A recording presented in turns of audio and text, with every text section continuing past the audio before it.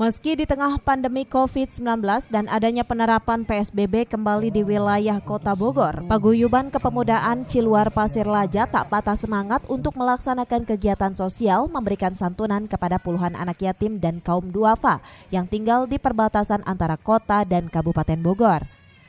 Acara santunan tersebut dibagikan secara virtual mengikuti aturan pemerintah dengan menerapkan protokol kesehatan dan physical distancing atau jaga jarak. Tak hanya itu, kegiatan positif yang dilakukan oleh pemuda Ciluar Pasir Laja seperti santunan dan pembagian masker kepada para pengendara yang melintas disambut antusias warga dan tokoh masyarakat.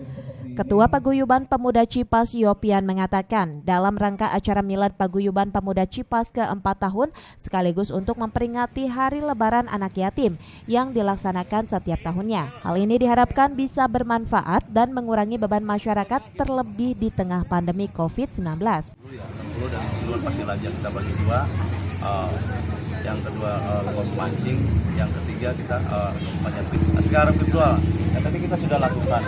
Jadi kita sudah lakukan, secara simbolis kita sudah lakukan. Nah, tahapan untuk keduanya kita dukung rumah-rumah. Sudah diagendakan sebelum-sebelumnya, setahun sekali selalu dilakukan. Ini juga saya sangat bagus.